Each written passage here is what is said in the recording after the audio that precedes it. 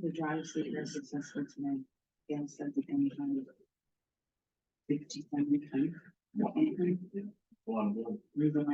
They were turning people away. So, Awesome. yeah. Yeah. It's a good problem to have. Yeah. Were you able to donate? Oh, yeah. Oh, cool. Awesome. Yeah, Danielle was bummed. Yeah. Okay, you started? Yes. So, it's 6:02 on October 3rd, and it's our regular October meeting of the Norfolk Board of Ed. We'll call the meeting to order. First on our agenda is public comments. We have no members of the public.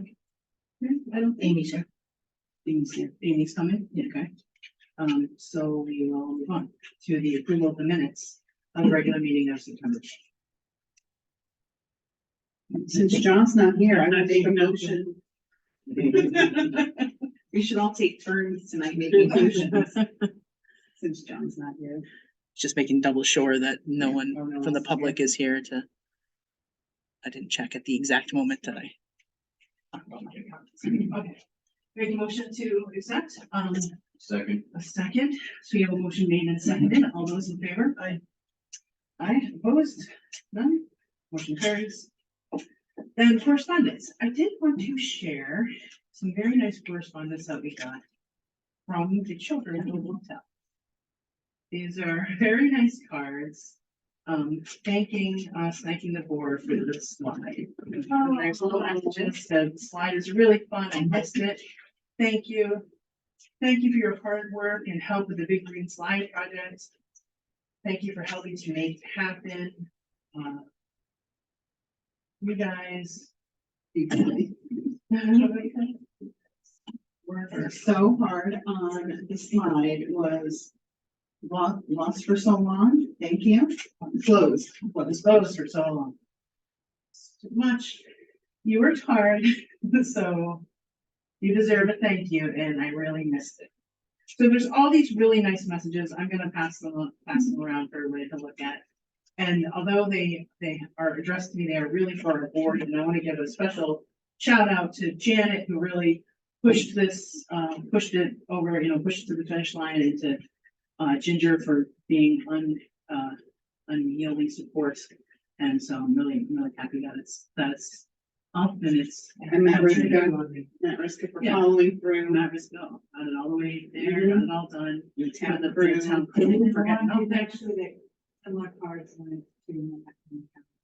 Oh, And Troy and. Detroit, yeah. They called, Barbara called, Mary Pat and said, I just want you to know that they are tickled pink about their cards. So they were enjoying reading them. And I also sent a card thanking Jenna Brown, who really had a big part at the onset of supporting the slide.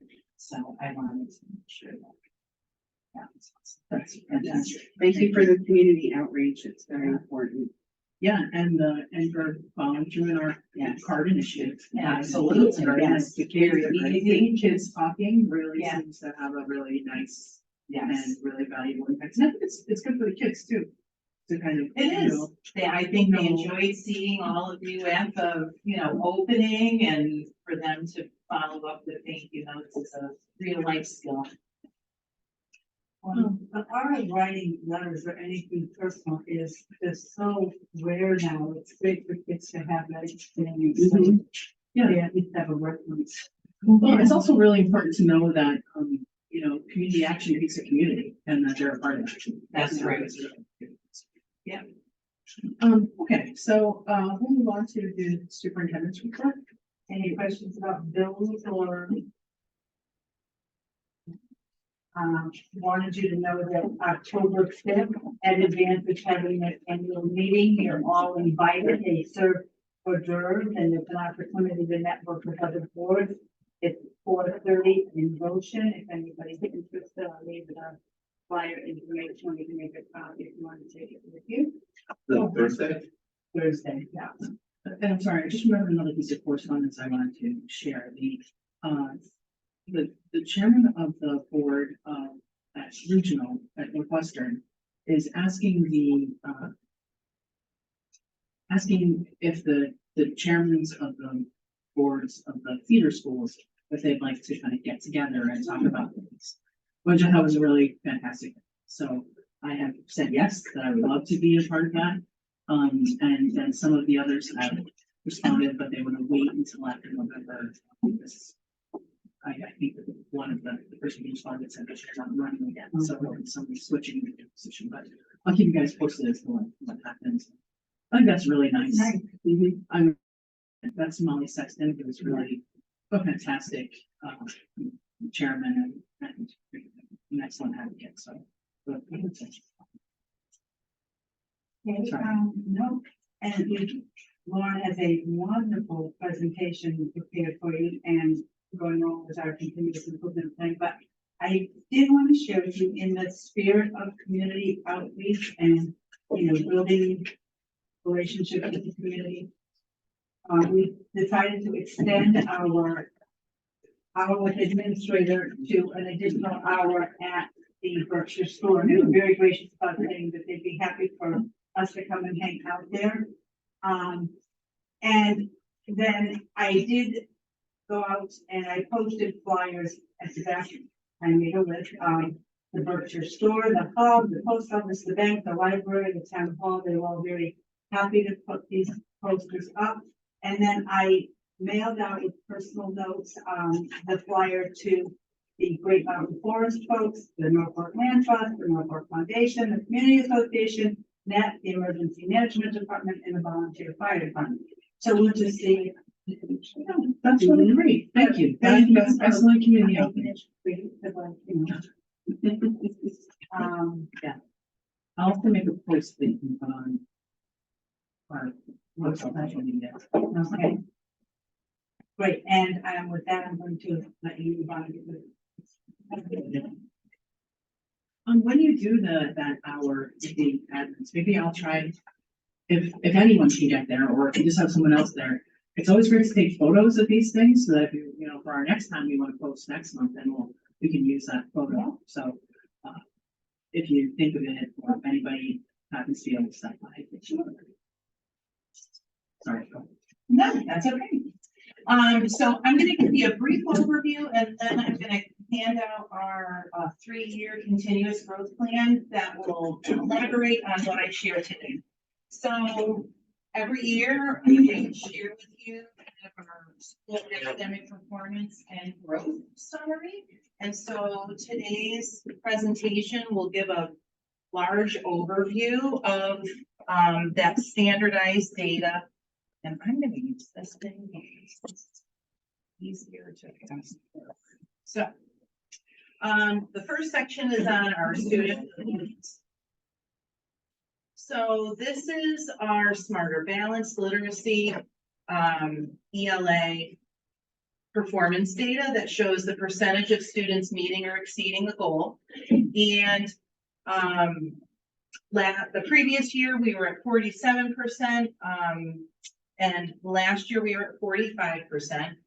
I'm putting in information that I think is just important for you to know in analyzing our demographics and some of our school level factors. I think it's important for you all to know that 54% of our students in grades 3 through 6 last year were in a high needs subgroup.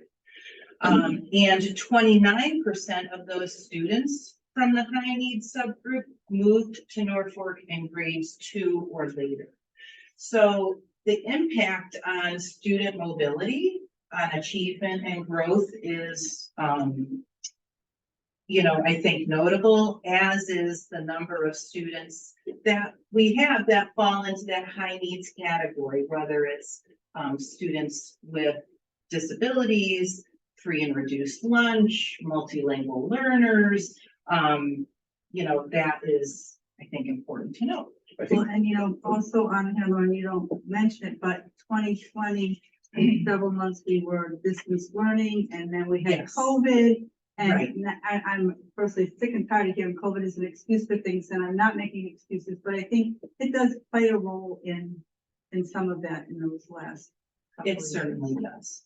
That's exactly what I was gonna say, is that sort of you can see pre-COVID and then Right, COVID decline, which, you know, 2021 students are still like thriving for something.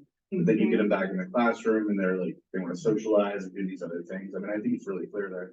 yeah, thank you, Jay. And I think that the other thing that is also worth mentioning is this really is the first year where we are back to pre-COVID sick and well protocols. We're following our regular attendance policy for sick, you know, well child. And I think, you know, there is still some impact on, you know, from an attendance standpoint that certainly also contributes. Also, Yeah. this just goes with our trends in hiring right now, like this matches what we have been, or how our students have been achieving Yes, since 2020. yeah. So, Well, that's very interesting. yeah, Yeah. I mean, it's exactly how it was, like, Yeah. we're just like, we have to bounce, we need another few years to bounce back, Right, so. right. This also shows our ELA school-wide performance by the year. So this is 2018 all the way to last year. And I think, again, just kind of crunching the numbers, you can see here the percentage of high needs students in grades 3 through 6 over the years. 30% to 36% to 34% to 54%. And this year, our high needs percentage in grades 3 through 6 is 56%. So it's, again, those are, you know, trends that I think also, you know, explain our student performance over time. Which year is the years, I can't read the, This is 2018-19, okay, and this is 22-23. gotcha.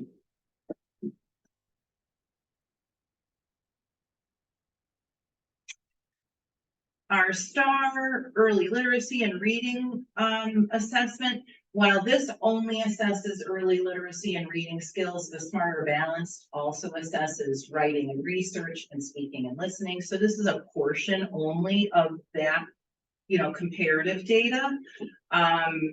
And again, just a little bit more information of our K-6 students. I'm not sure. Yeah. K-6 last year, we had 41% of our students in a high need subgroup, you know, as a school. So that's, you know, a K-6 standpoint, not, you know, as significant. And the other decline wasn't, you know, really significant, but it will be more so in math. And that mirrors that slide that we were talking about just a moment ago, Yeah. almost identically. too. Mhm. Yeah, yeah. So math, you know, last year was not a great outcome for the Smarter Balanced assessment. You know, while we enjoyed kind of a, you know, consistent outcome the year after COVID, each year it's, you know, our students have, you know, been impacted by, I think, the factors we've all discussed. And at the end, I'm going to talk about how we're going to respond. This is a similar slide, 2018-19 to 22-23 with that same data. It really seems that just, it's the lower half are struggling more, Yes. right? Like the students who you know will perform and get Yeah. it, that is just consistent. Yeah. But the lower half are just they're struggling more than they used to be. Yes.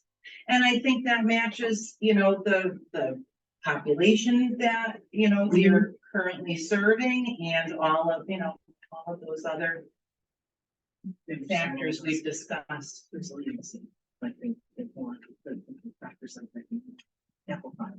Right. Absolutely. Well, I think it directly reflects like the national economy too. Mhm. Yeah. Yeah.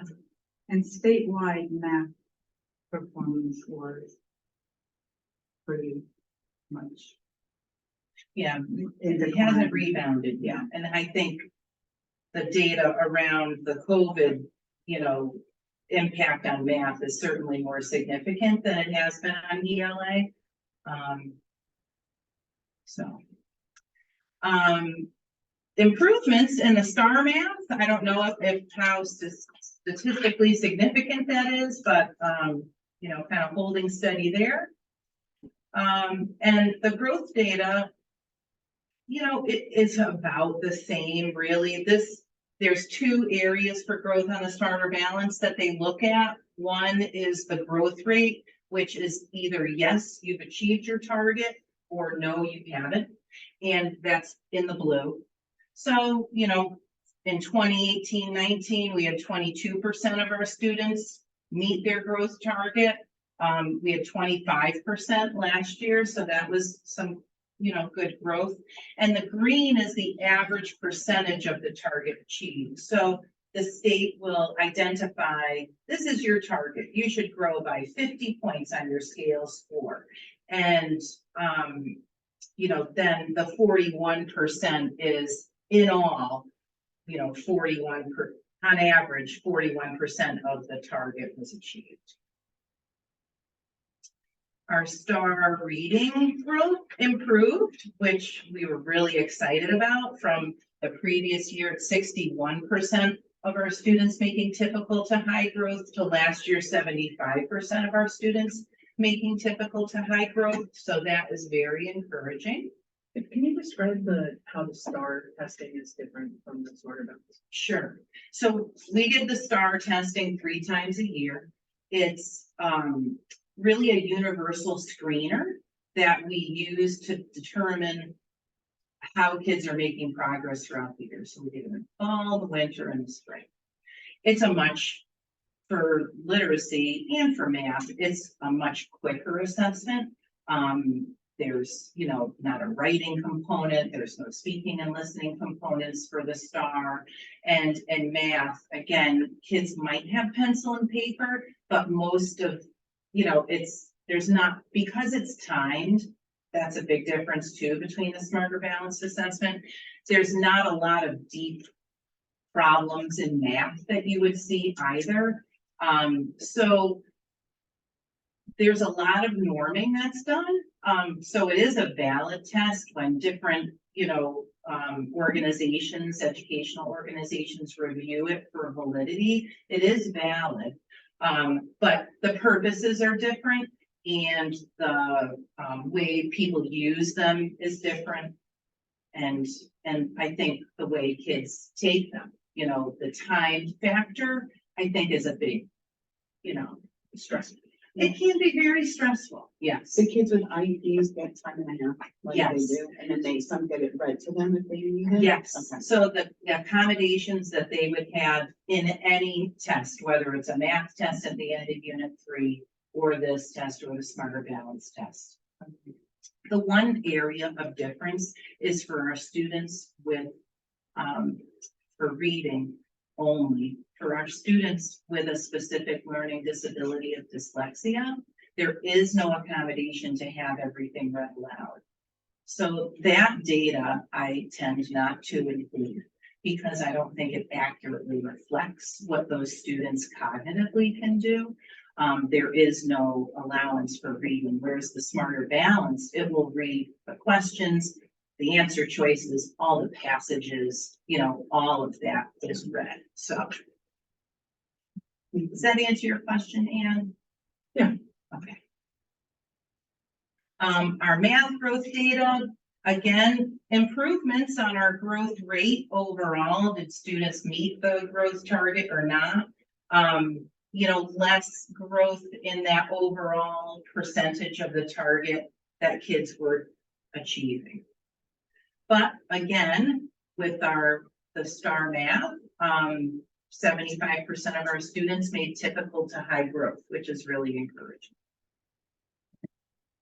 So, you know, what are we seeing and what are we going to do about it?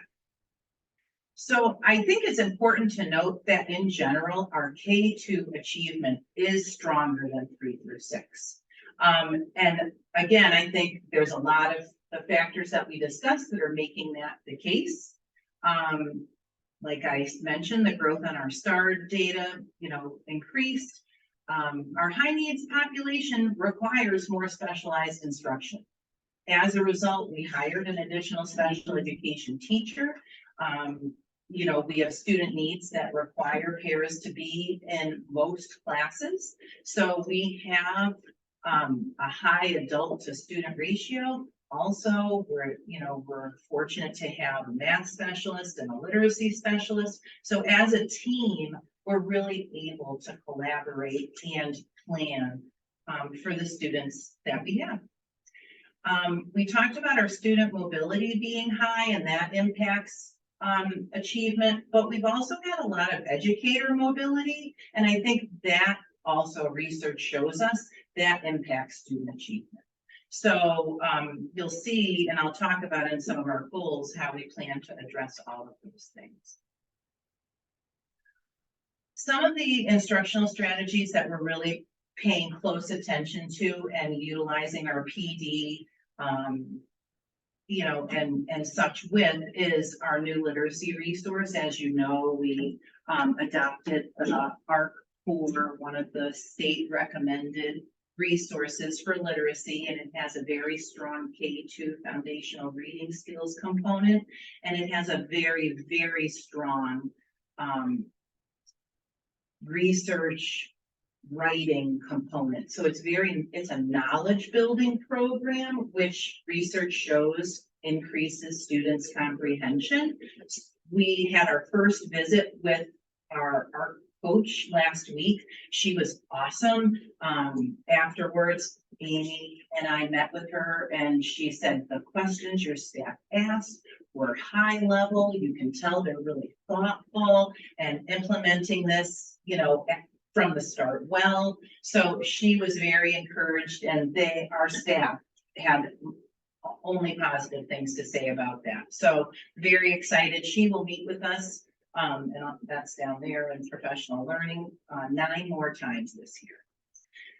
Another strategy we're really focused on this year is called WIN. It's called What I Need Time. And this is the time where we can use evidence of student learning and interest to give kids more practice, accelerate students who are meeting the goals. It stands for what I need, and it allows us to differentiate and personalize learning. So this might be a time in the day where students who have special education goals, they have their time with their special education teachers or instructors. Students who might have extra learning opportunities with Amy, our literacy specialist, or Shiloh, our math specialist, they would get that extra academic support. And then classroom teachers are working with their students on literacy and math work that matches what their kids are interested in and need. Math centers is something that we have implemented in K1 and are going to push into WIN time in grades 2 and up. And the math centers that go with illustrative math really build that procedural fluency and the conceptual development of conceptual understandings. And so that is also a big push that coincides with it. Thank you for the extra professional learning days. We are putting those to really good use. Amy and Shiloh act like a planning partner with our single grade level teachers. So we have a collaborative planning schedule where teachers meet with Shiloh and Amy each week for about 45 minutes, either during their prep time once a week or during the 12 to 1 lunch recess hour. And they're focused on, Amy's working really on what is this unit asking kids to do? What are your important instructional moves in literacy? Because that's all new. And Shiloh's working with, 2 of our classroom teachers, and really 3 are newer to the profession and new to Botel. So she is doing a lot of the same work with what is this unit asking kids to do? What can your students already do? How do we differentiate this and enrich kids who know this well? Talked about the ARC instructional coach. We're continuing to focus on, helping our students be empowered by knowing what they're learning and knowing what they need to do to be successful. In December, we're sending a second implementation team to be ruler trained, because as our staff has, moved on and turned over, we want to make sure that our teachers have that background. And so right now, about half of our staff, including paraprofessionals and specialists, have had ruler training, half have not. So this will be a really important opportunity for 3 of our staff members to get trained, and then mid-year bring all that training back to our staff as a whole.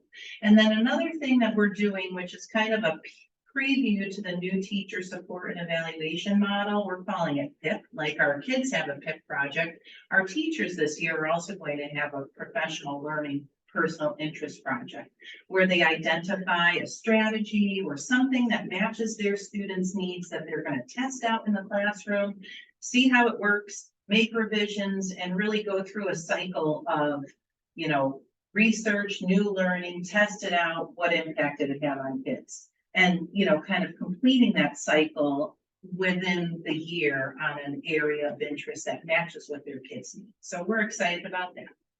And school climate is certainly a foundation for learning and growth. And so important to share with you that one of our goals is to continue to have an inclusive school community that really focuses on those positive peer interactions. As a staff, we're working on our core values and effective teamwork and teaming and the connections with the community. This month Shana has spearheaded kind of a community quilt. Next month, it's a little bit of surprise, so I'm not going to share that yet. And I'll report it at the next meeting. A little excitement to look forward to. And this month with our students, it's Bullying Awareness Month, Bullying Prevention Month. So we're focusing on that. We're going to celebrate Unity Day, which is on October 18th, and wear orange. Are the orange lights out there? I made the guys go get orange lights for our light posts. And and so student council is gonna, take up Unity Day. We'll have some activities on the 18th that we do with our students, but all month making, our students aware of what bullying is, the importance of preventing it, and that is this month's school climate. So the school climate is focused on faculty and staff, is that right? Okay. Yeah, well, it's focused on students as well. So this is kind of our student goal and parent goal. This is our staff goal, and this is our community goal. Okay. Yeah. So just a quick question, so I think probably a lot of our community members may want to know. You had mentioned that the faculty turnover is a problem with academic performance, which Yes. I think we all agree. Are there specific strategies that are in place to stop that kind of Yes, turnover? that is one of my professional goals this year. And actually, yesterday I did the first action step in that. I don't know if you've all heard of, we've all heard of exit interviews. And this is called a stay interview. So I interviewed all of our newer staff members, and I'm going to do that with our veteran staff members too, around what do you love about working at hotel? Describe a perfect day. What do you need professionally to keep growing? What made you leave your previous district? Just having open communication around what people value and need. And I think also the core values work that we're doing is also going to really, I think, solidify the staff. In the past, we've done things like, school charters and whatnot, but the core values, and for all of you who, are in education are probably familiar with this, but even business, like, why do we work here? What are we all about? And then from there, we'll be able to maybe revise our vision and mission, but identifying what is important to all of us and then making those values actionable, I think really unites a staff. And I think that you know, that is also gonna help with that. So those are two actions to just share with you off the top of my head, but good question, and No, thank you for asking that. Thank you. I'm really glad that's happening. Yeah. It's important. It is very important. More of a comment, not a question, but I noticed at the open house, like, it seemed that the staff and everyone felt like a team. And yes, they all were communicating well and working together, and the messages were very consistent. Things were all extremely happy. Yes. And you guys, you did a fantastic job. Thank you. Yeah, and afterwards, Darcy McIntyre came up to the office and she said, congratulations, you did a great job on this, which was nice feedback to hear. But really, the whole group of us planned that all. Nicole Partika, our new intermediate teacher, came up with the idea of the Botel bingo. I was like, that's brilliant. You know, it was really a team effort, and I think, you know, it's been one of our goals always to include staff on decision making. And this year it seems like the staff really wants to work together, and it feels wonderful. We're off to a great start. So. What was Botel Bingo? Oh, yeah, Botel Bingo was, and I gave out the prizes today. So there was it was kind of a mix between scavenger hunt and bingo. So there was a, you know, paper board, and there were different things that you had to go to do, and then they got checked off. And if you completed 16 of the 20 items on the list, from go say hi to a PTO member, to attend Mrs. Valentino's presentation in the gym, to visit Miss Sally in the cafeteria, show your parents where your favorite book is in your classroom library, like all just ways to dig into, and the kids got to lead their parents on it. So the kids were invited this year, which I think was helpful, and I think having something fun to do and lots of food will hopefully get the word out, so more kids to come next year. That's great. Yeah. Yeah. Yes. So this is our, like I mentioned, our big continuous growth plan, which has more information in it than what I've shared with you here. And so I just felt like, please take a look at it, bring it home. If you have any questions, you know, you feel free to bring them back next time, and we can, you know, think about that.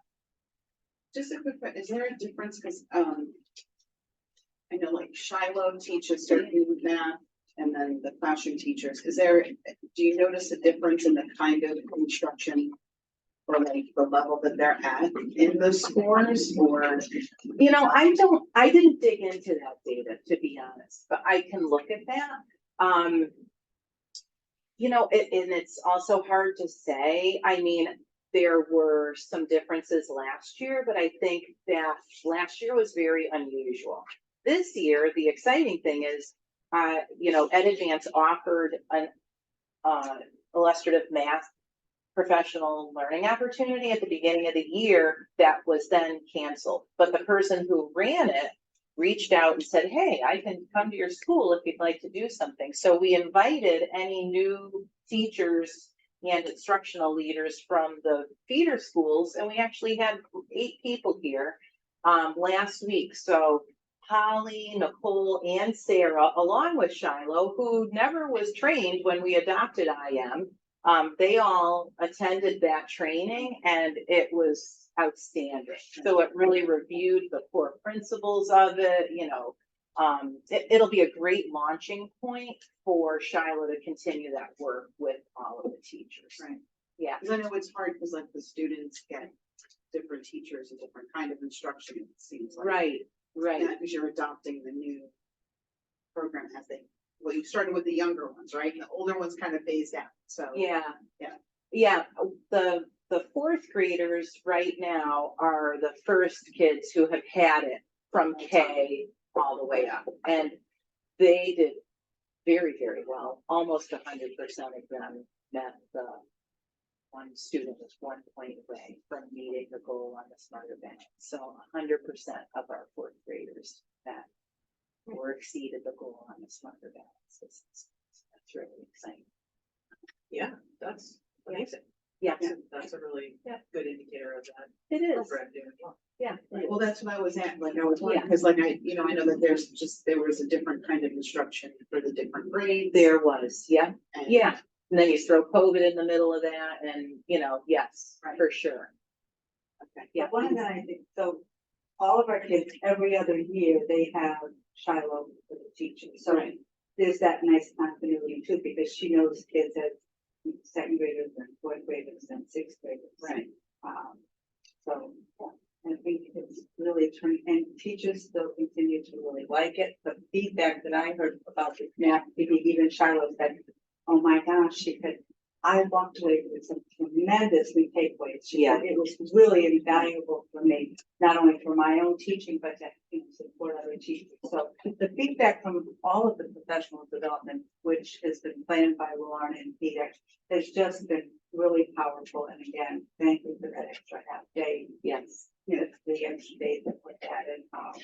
Oh, I forgot the last slide too. So just so you know, we're making these goals and plans, but we are monitoring them along the way. So we broke down some of these goals into kind of mid-November, mid-February, end of the year goals, and kind of gave teachers like, here's what success looks like if we meet these goals, and here's the impact on kids. So I'll, update you throughout the year too, as to how we're progressing on our strategic actions. So I didn't mean to interrupt you. Were you done talking? No, yeah. Oh, okay. Do you ever look at these numbers, these performance numbers as compared to other schools, the other feeder schools? Is that I haven't as of late. just curious sort of how the whole region is doing? Yeah. On our place. I can tell you from conversations with administrators that, for example, in Bart Campstow, they had to hire another special education teacher this year too. So I think like what you guys said about the trends in higher ed,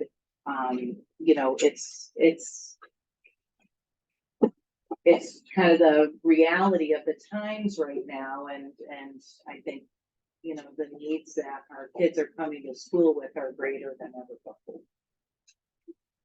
We had 70% failure rate in college algebra. Like, Yeah. that's, it's usually 30-40%. Right. Because it's hard. Sure. And then these are kids that were in high school when like during COVID. And Yeah. they just don't, they just don't have the skills to master, like, because they're just behind. Yeah. Yeah. It's not just here. And so if people look at these in a vacuum, they're like, oh, what's going on? Right. We're not though. No. This is what we're dealing with. Yeah, there's a context, and I think it's important for people to understand the full picture. And if I see any school that's got 70% mates right now, I would be like, so who are they testing? Yeah. Yeah. Or like, who are they, how are they skewing that data? Because, Well, unless Amy has a completely different, No, you can experience. see it with, like SAT scores and, tests that are not just. It's everywhere. One thing that you've done before that was really eye-opening for me was to separate the students who've been with us pre-K through where they are now, because that's I think a good measure of what we are putting in place and how it's impacting. Right. Taking out some of the variables that you guys have a very mobile school.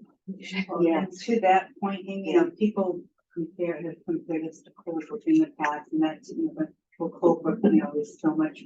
But, we've closed the gap with Colebrook. I had talked with the superintendent and got some information from him, and our free reduced lunch and special ed population had been significantly higher, but as of, now, it is, or in June, it's closed, but, so both districts have about 35% children eligible for free and reduced lunch, which just reflects a certain level of economic diversity.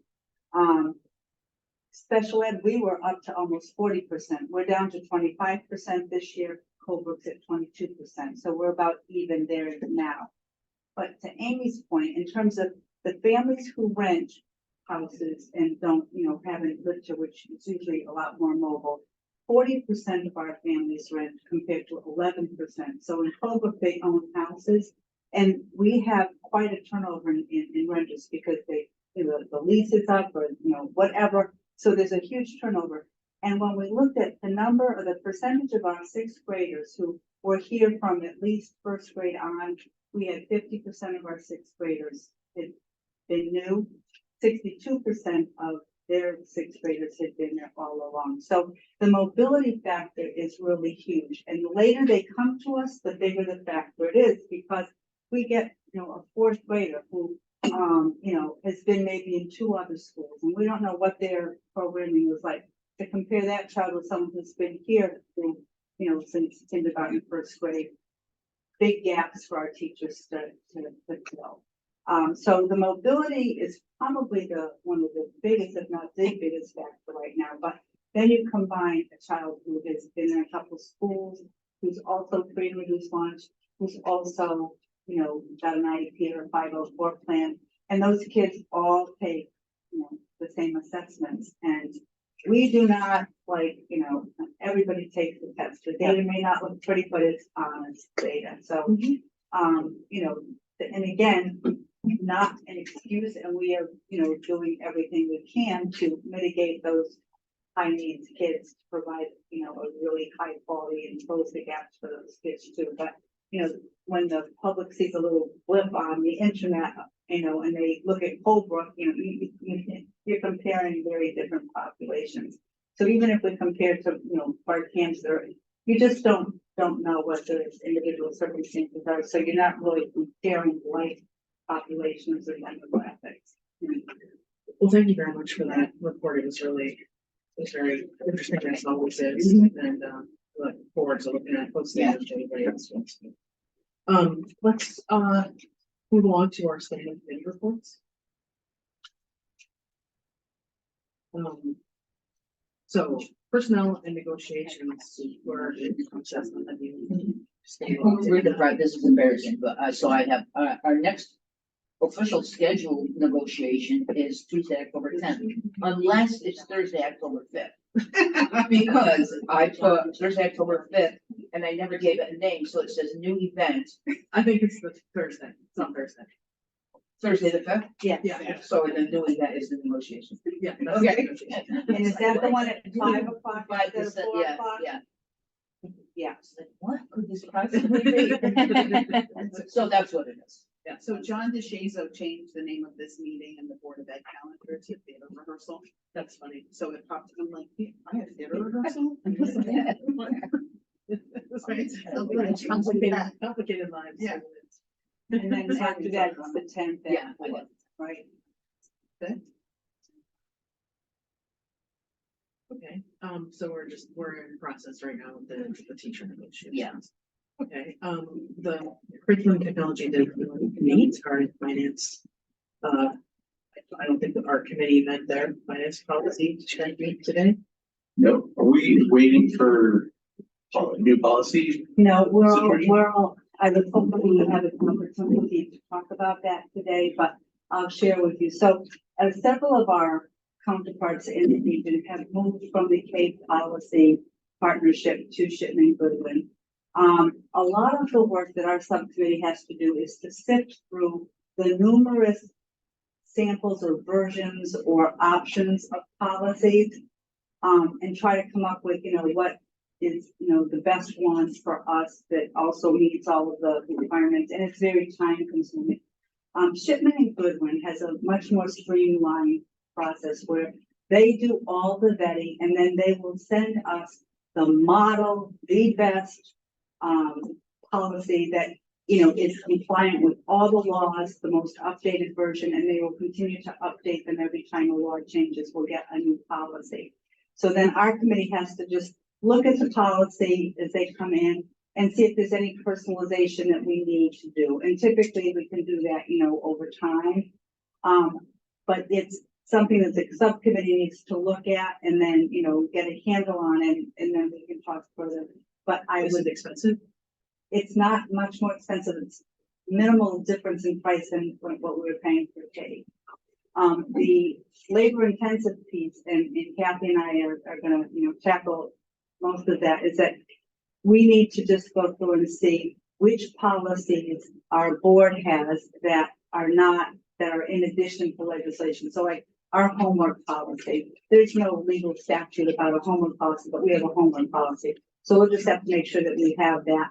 And then it's gonna take us some time to take them all and get them uploaded onto the website. So Ian can do it, but it's gonna be a bit of a process. So there'll be a lag between, you know, having what we have now, where we can just go on, and where they're gonna be available on the website, as long as we move forward with that. So the shipment would not offer an electronic version of this, their policy? They're electronic, but they don't put them onto our website. We just have to, we will need to go through and like take the policy and put the Norfolk name on them and upload them to our website. That won't be a huge problem. We can do that, but as a matter of fact, you know, I was hoping that we would have policy be able to come forward with a recommendation, but if you don't mind, Jay, is that something that the board, because I don't want to wait another month or 2 months to, you know, keep moving forward on this, to make that transition to shipment and go on. I think it would be really smart and the short term, but in the longer term, it's going to streamline things as things change on the board. It's going to be one less thing that's really time consuming, and the board will know that they've always got the most up-to-date, aligned with the laws and the statutes.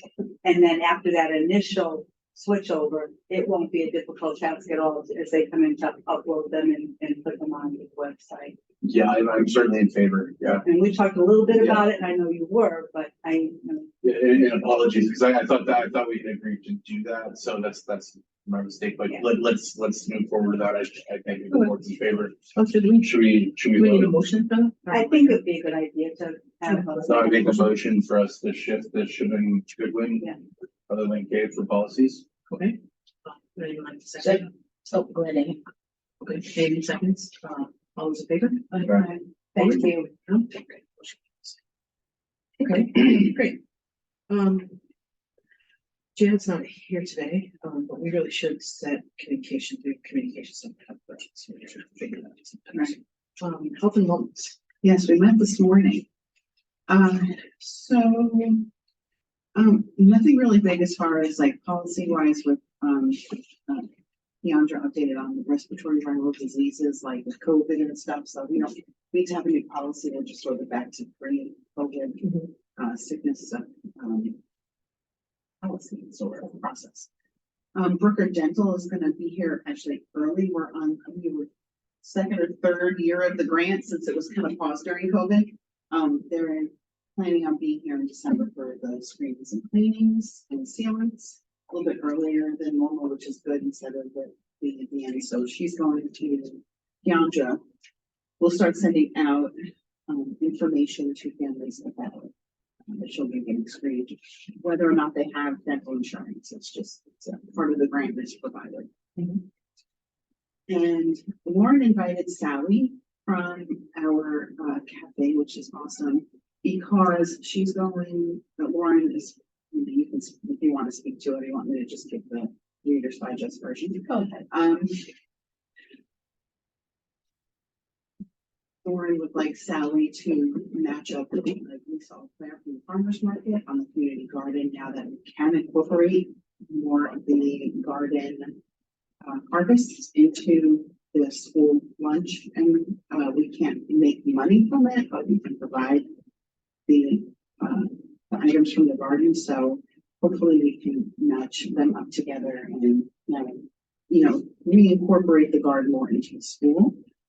Whether it's even in the curriculum or just, they're doing things with the kids. So I think it's important. So that's here. That's great. And it was really the initial sort of mission of the garden, right? To have yeah, we know it's hard. Everybody's doing such a good job at this community outreach. I know. initiative. I'm so proud of it right now. Well done. And the other thing is Lauren's working with the school social worker. Melissa. Didn't want to speak, to collecting over the children's social and emotional health, because that's part of the grant funding for that position. So this Safe School Council is going to work on trying to adopt either a screening or an assessment that's gonna collect data. Region 7 uses the PASS assessment and interventions. So Fran Amara, the middle school principal, will also speak to Warren about that so that we can start gathering data to show the impact and effectiveness of having a school social worker incorporated. And you talked about the ruler implementation and training, so that's good. Ashley's working on the bullying prevention month. She's doing lessons on that. And community, that's pretty much it. Great, thank you. Okay, let's see, so let me pause on shared services because Janet's not here. And then I think Amy, we wanted to ask you if you would be interested in being the PTO liaison, since I think Ginger can't go to the meeting. Yeah, not on Monday, yeah. She can't go to the Monday. I think the meetings are Wednesdays now though too? Oh, We just have a month. Oh, they are, okay. Yeah. Just make sure that there's a Zoom option. oh, But yeah, or if you guys, whatever works for you guys, but this, was there any, sounds like you attended last night. there was Our talk things about that we- different fundraisers that we can do this year. The first one, $8 and raised just over $6. That's great. It's good turnout. We talked about this spectacular and planning for that. Providing food for, talk about, do we go back into the election day bake sale? Not, because it's the spectacular and election day and Veterans Day, and then a 3-week period. Yeah. We decided no bake sale this year, especially since there are no state elections. Right. So sorry, I did not take it. Before you go tonight. Has anyone taken on the cultural events? We did not talk about the You guys have been so good at it, you know, I know it's just. But let me, yeah. I've spoken with Chelsea about that, and I know that that's on her radar. I think it's just a matter of, we are actually doing something for, bullying prevention month, with the 3 through 6 students, and the PTO is gonna pay for that, which is lovely. Great. But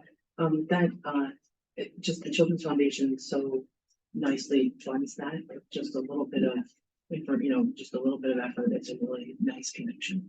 And I think the Children's Foundation's proud of that connection.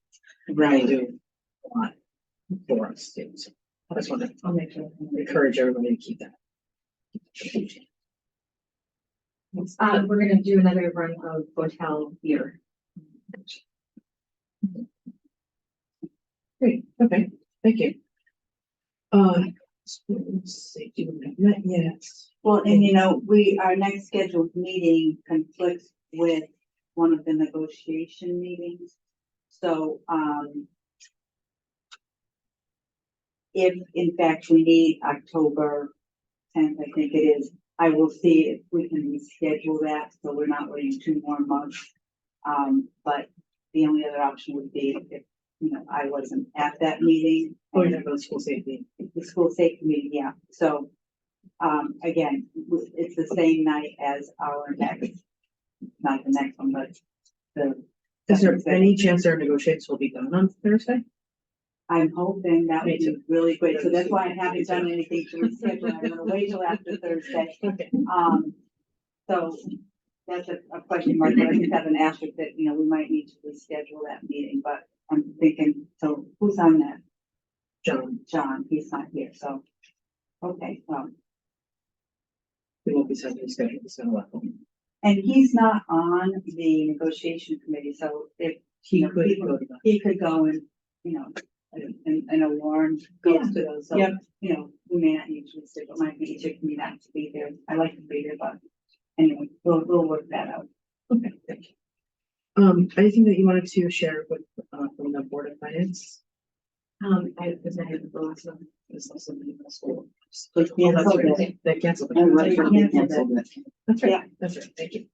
How about EDC? Have you been to an EDC meeting? I have. How did it go? It went very well.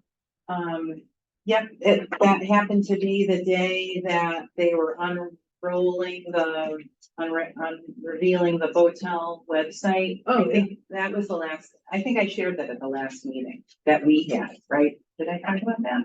I don't remember, but I Okay. know about it. Yes. Maybe. So it was a great happenstance and, they were really excited to hear about the community outreach.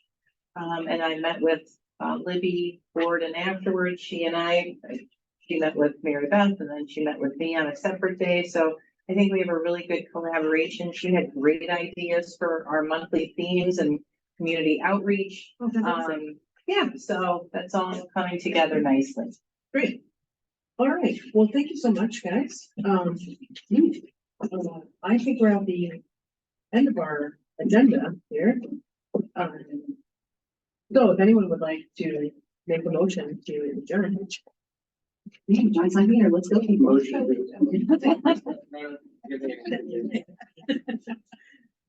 So we'll have a motion made by Amy and seconded by Jay. There we go. All those in favor? Like, We will adjourn now, 7:00. Wow. Thank you, Anne. Wow. To campus. So what's the verdict, Ginger? Are you gonna go to school or not? Yeah, I had some caffeine, I'll be fine. I'll be feel better. Yeah, I'll just sleep.